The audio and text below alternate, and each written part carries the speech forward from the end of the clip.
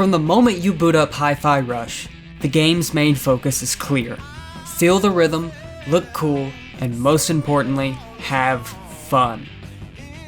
With a gorgeous art style and unique combat, no game has managed to grab my attention as quickly and effectively as Hi-Fi Rush was able to do in its first 10 minutes. This game is so engaging that I constantly found myself bouncing up and down to the beat of my chair, even while fighting enemies. If that isn't a sign of how much this game manages to engross you in its world and gameplay, I don't know what else to tell you. Hi-Fi Rush follows Chai, a lovable, overconfident goofball whose iPod falls on his chest before his robot arm replacement surgery, leading to the iPod effectively replacing his heart.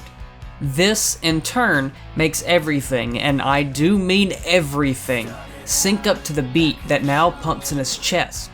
Chai's idle animation, his footsteps, the game world, his attacks, enemy attacks, jumping, dodging, everything you do in this game follows this very simple, constant beat. And it is so much fun. The level of flow you get into while playing is ridiculous, and it's so well designed, sometimes you won't even notice the subtle ways the game pushes you in the right direction, both in how you play and how you explore. For example, even though the game tells you it does this, having Chai's attacks always land on the beat, whether you actually pressed attack on beat or not, allows you to easily regain your footing to the rhythm and keeps the tempo of the game buttery smooth.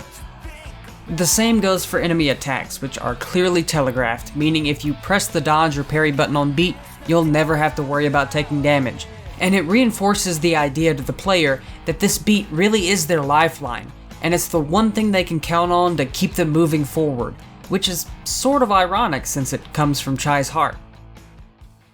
The game encourages you to use every tool at your disposal. It wants you to look and feel cool. Midway through the game, pretty much every combat encounter can be tackled in a variety of different ways depending on how you've built Chai and how you personally like to play. See this big guy with the shield? Well, you can either use a partner ability to slowly chip away at his shield, or if you bought this upgrade that allows you to jump behind an enemy after you pull yourself towards them, you can get behind him quickly and stagger him, then use your partner's ability to dish out extra damage and end the fight quicker as a result. Hi-Fi Rush is full of moments like these, and the only thing they ask of you is to stay on beat. I actually had a moment early on where I had an issue with timing, so I decided to look away from the screen to focus on the beat, and it worked. You may think I'm messing with you, but I'm 100% serious, and it was an amazing moment.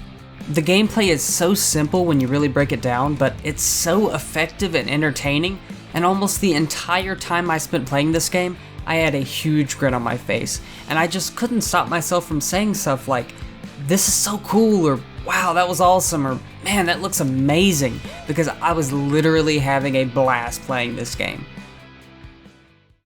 New mechanics are slowly drip-fed to you the entire game, and never at any point does it feel overwhelming.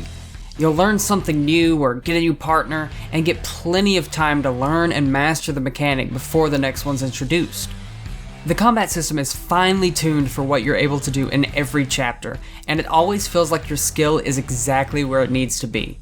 And hey, feel like you need a little assistance to find the beat?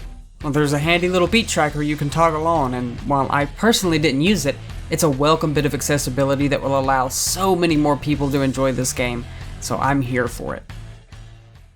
The plot is a simple corporate takedown tale, but where the story really pulls its weight is in the characters and the writing. The character design in particular is strong and unique. Everyone's style is visually distinct, and they all have a strong color scheme to match. Chai is mostly yellow, Peppermint is blue, Macaron is green, so on and so forth. Also, for some reason everyone in this game is named after a type of tea. I'm not sure I understand the significance, but it's cool. Everyone has defining traits anchored to their character, but for the main cast especially, these traits flex and grow as the story progresses, and they develop as people without losing the aspects that define them. That may sound like obvious character writing 101, but it's harder to get right than you may think, and Hi-Fi Rush does it excellently. As for the antagonists, while they stay static in their growth, their designs and personalities are bumped up to 11 to compensate and keep them entertaining.